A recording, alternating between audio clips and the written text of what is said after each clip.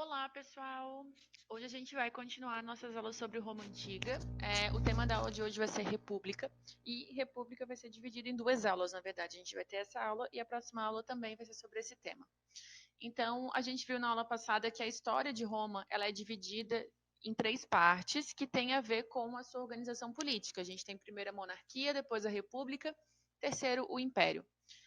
Na aula passada falamos sobre monarquia, né? A gente viu que é o período que a gente tem menos informações, onde as lendas se misturam com a realidade e a gente não sabe exatamente muito bem o que aconteceu, né? Mas a gente tenta descobrir, especialmente a partir de descobertas arqueológicas, enfim. Hoje a gente vai falar de república, né? Então a gente vai falar sobre as principais características dessa república, especialmente pensando em como é que ela se organizava, quem que ocupava esses cargos, que cargos eram esses, né? Aliás, o que é república, né? E a gente vai falar também sobre o início da expansão territorial romana.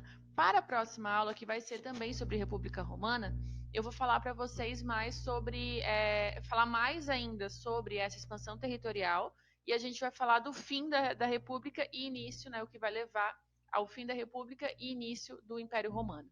Ok? Então vamos lá, gente. Primeira coisa, né? Assim como a democracia em Atenas, a República Romana ela também foi uma novidade naqueles povos da antiguidade. República, que é o que a gente vive hoje, né? Só um adendo aqui, tá, gente? Embora seja uma república e hoje a gente vive uma república, em Atenas, em Roma, não tinha democracia como em Atenas. Então era uma república, mas não necessariamente uma república democrática, ok? Bom, o que é então uma república, né? O termo vem de res pública, que significa coisa pública, ou seja, algo que é público, diferente do privado, ou seja, o antônimo de privado. Se a gente for considerar, por exemplo, a monarquia, especialmente as mais antigas, o poder do rei, na verdade, o Estado, ele se confunde com até uma propriedade privada dos reis, né? Então, não existe muito essa distinção entre público e privado.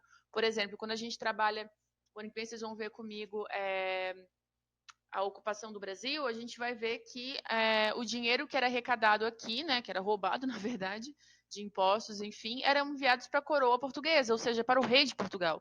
E ali, então, os recursos do Estado acabavam se tornando recurso privado.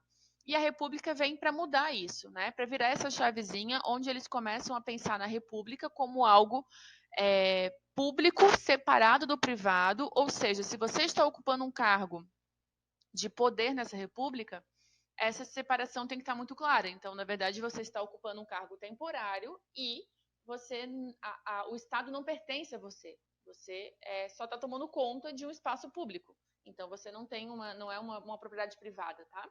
Isso seria, então, a ideia de república que vai surgir em Roma. Que cargos que fazem parte dessa política? A gente vai ter, os mais importantes são os magistrados. Que cargos são esses? A gente tem dois cargos importantíssimos, que são os dois cônsules, né? Eles, digamos que seria talvez o mais importante, eram mandatos de apenas um ano, e os dois cônsules, um comandava o exército e o outro comandava os aspectos administrativos, políticos, enfim. Além dos cônsules, a gente vai ter, por exemplo, os pretores, desculpa, pretores, que são responsáveis pela aplicação das leis. A gente tem os censores, que são os responsáveis por fazer um levantamento de quanto que tem de população, quais os bens que essa população tinha. E, enfim, tem os questores que vão, por exemplo, arrecadar os impostos, ou seja, uma série de cargos que vai controlar o funcionamento dessa república. Abaixo do magistrado, a gente vai ter o Senado. O Senado, ao contrário do magistrado, o cargo é vitalício, ou seja, se a pessoa entra como senadora, ela vai ficar até a morte. São 300 membros vitalícios que fazem parte desse Senado, e esse cargo ele é exclusivo dos patrícios, né? Lembra que a gente viu na aula passada, a gente tem lá a pirâmide, né, social da Roma Antiga, e a gente tem no topo os patrícios, depois abaixo os plebeus e clientes e os escravos. Então, no caso aqui, os patrícios são os que têm poder econômico, poder político, enfim, e ocupavam então o cargo do Senado. E, além do Senado, né, a gente vai ter as assembleias. A gente tem as assembleias da tribo, da plebe e centuriata. A da tribo, gente, ela vai reunir os cidadãos conforme a sua residência, como se fosse, por exemplo, a gente pegar o conselho de bairro, sabe? que define as questões relacionadas ao bairro. Isso seria, então, o Assembleia das Tribos. Já a Assembleia da Plebe é um espaço onde os plebeus podem se organizar politicamente, votar em assuntos que são importantes para eles e, lógico, lutar por mais direitos políticos, que a gente vai ver daqui a pouquinho que eles conseguem. E, por último, a gente tem a Assembleia Centuriata. As centúrias seria basicamente unidade do exército. Então, essa Assembleia, cada centúria tinha um direito a voto. Então, era definido ali questões relacionadas à guerra, enfim, e cada centúria ganhava um voto. E aí, o que acontece? Aqui tem uma pausa que eu quero que vocês prestem atenção, tá, gente? O exército romano ele tinha uma particularidade. O governo não fornecia armamento para as pessoas. Quem fornecia os seus próprios armamentos eram as próprias pessoas. Então, o soldado precisava custear o próprio armamento, suas roupas, enfim. E aí, vamos pensar comigo. Plebeus, é uma galera que não tem muito recurso. A gente vai ver na próxima aula por que eles iam tanto para o exército, mas basicamente está relacionado ao soldo da guerra, né? A ganhar uma graninha quando acabasse a batalha. E aí, então, essa galera vai. Só que vamos pegar uma centuriata, uma centúria plebeu e uma centúria de patrícios. Na dos plebeus, o que vai acontecer? Eles têm pouco armamento porque eles têm que bancar os seus próprios armamentos. Então, a gente vai ter muitos plebeus ocupando uma centúria para poder ter um armamento razoável para poder se manter no conflito. Já os patrícios, eles tinham o céu era o limite para eles no sentido de conseguir armamentos, né? Então, eles tinham um armamento mais completo, o que fazia com que eles não precisassem de tantos homens em cada centúria. No fim das contas, o que vai rolar? Poucas centúrias plebeias, com uma porrada de gente, e várias centúrias patrícias com poucas pessoas. Então, como o voto valia por centúria, no fim quando era feito qualquer tipo de votação, claramente, né, a vontade dos patrícios iria vencer, porque afinal de contas eles têm mais centúrias e teriam mais votos, portanto, é uma questão um pouco desigual. Bom, mas a gente sabe que os patrícios eles ocupam uma parcela alta da sociedade, né? Têm direitos políticos e econômicos, mas os plebeus eles são extremamente importantes para essa sociedade romana. Eles não têm o direito, os poderes, enfim, mas é dali que vai vir os pagamentos de impostos, que vai contribuir para a riqueza de Roma, um monte de gente indo para o exército, ou seja, para os romanos era muito importante que os plebeus continuassem existindo em grande número, para eles poderem manter essa dinâmica. E aí chega uma hora que os próprios plebeus vão estar cientes da sua importância na economia romana, na formação do exército e tal, e eles vão começar a lutar por seus direitos. Né? Então eles vão começar a ameaçar, olha, se a gente não conseguir tal coisa, a gente não vai para a guerra. E o exército romano era grande parte, mais da metade, formado pelos plebeus. Então os patrícios acabaram tendo que ceder algumas exigências dos plebeus para que eles pudessem, então, manter esse exército romano cada vez mais forte. O livro de vocês, na página 145, ele traz algumas dessas leis. Eu separei 3, porque eu acho as mais importantes, para a gente só ter uma noção assim do que eles não tinham direito e passam a ter direito a partir dessas lutas e conquistas, né? Uma delas é a Lei das 12 Tábuas. Essa lei, gente, ela é bem importante, porque ela vai criar a legislação escrita romana. A gente vai ter uma aula, não sei se a próxima ou a outra, eu acho que vai ser a outra, a gente vai falar sobre direito romano. Para quem não sabe, o direito que se usa no Brasil hoje é baseado no direito romano. Então, é muito importante para a gente ter noção de qual era a diferença do direito romano para os outros povos e qual a diferença hoje, né? Se a gente for comparar o direito no Brasil, por exemplo, com o direito nos Estados Unidos, que é um direito anglo-saxão. Enfim, veremos nas aulas mais para frente. Mas agora, só para vocês saberem, quando eles criam a lei das 12 tábuas, eles criam legislação escrita. O que a legislação escrita tem de importante que vai ser a base do direito romano? Na hora que está sendo julgado algum caso, o juiz ele vai ter que ser baseado no que está escrito, não é uma interpretação livre. Quando era uma interpretação livre, era muito comum que os patrícios se beneficiassem, porque afinal de contas, eles ocupavam os cargos de juízes, eles definiam o julgamento como eles quisessem, porque não tinha uma legislação escrita. Com a legislação escrita, agora eles têm que seguir essas questões, e aí então isso vai favorecer de certa forma os plebeus, já que essa legislação poderia ser usada a favor deles, claramente, em várias situações. Segunda lei, a lei da Canuleia, que vai permitir o casamento entre plebeus e patrícios. Antigamente, antes disso, era proibido, ou seja, não havia nenhuma forma do plebeu acabar ascendendo socialmente como patrício. E aí agora, através do casamento, isso se torna uma realidade. É óbvio que é por isso que os patrícios não aceitavam, e é por isso que os plebeus lutaram para que isso acontecesse, e no fim das contas aconteceu, e o casamento entre plebeus e patrícios foi permitido. A lei da Poetélia Papiria, que é uma lei que proíbe a escravidão por dívida. A gente viu na aula passada que a escravização é uma mão de obra muito utilizada na Roma Antiga, mas que ela vinha geralmente de duas formas. A primeira era através da dívida e a segunda através da guerra, né? Os povos conquistados, os soldados vencidos se tornavam escravos dos romanos. E agora com essa lei, então, vai proibir que essa escravização por dívida aconteça.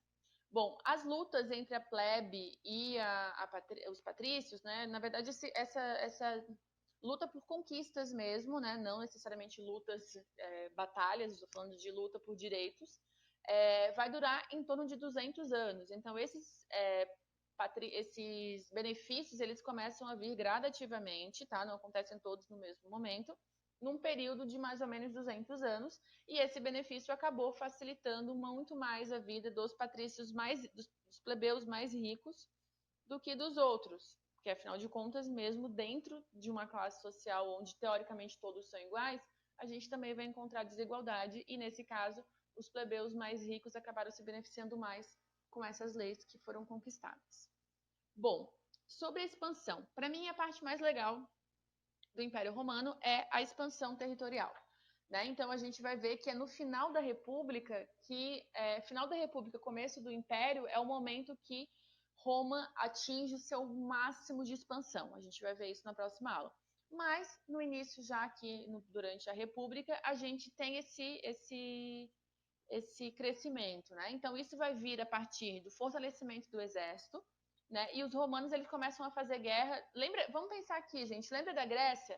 Na Grécia a gente falou que os gregos, eles não tinham muito a noção ou a ideia, ou não queriam, na verdade, invadir outros territórios e ocupar esse território através de guerra. O que aconteceu foi que os gregos foram formando pequenas colônias e assim a cultura grega foi se disseminando.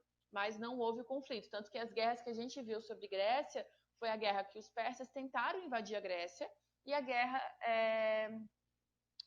do Peloponeso, que foi dentro da Grécia, e por fim a invasão dos macedônicos, né? Mas não era uma prática comum dos gregos invadirem outras regiões através de guerra e fazer uma grande expansão territorial. Já Roma vai ser diferente. Roma, desde o início, né, quando eles começam a ocupar a Península Itálica, quando os etruscos chegam na região onde ficavam os latinos, enfim, começa a haver uma expansão. Né? Inicialmente eles ocupam, então, essa Península Itálica e a partir daí, então, eles começam a guerrear para adquirir bens e rotas comerciais. E aí os povos conquistados, eles eram obrigados a fornecer soldados, além dos escravos, né? E terras para os romanos. A partir daí, gente, começou a ficar uma coisa muito grande, porque a cada guerra que eles venciam, eles ganhavam mais soldados e mais terras. E assim eles iam expandindo cada vez mais.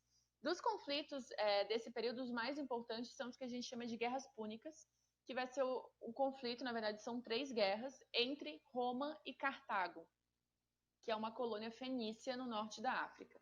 Aqui vocês podem ver mais ou menos o mapa, a qualidade não está muito boa, mas só para vocês terem uma ideia, né? Então aqui a gente tem Roma e a Península Itálica já totalmente ocupada pelo Império Romano, né? Desculpa, gente, não é império ainda, tá? Mas ocupada pelos romanos.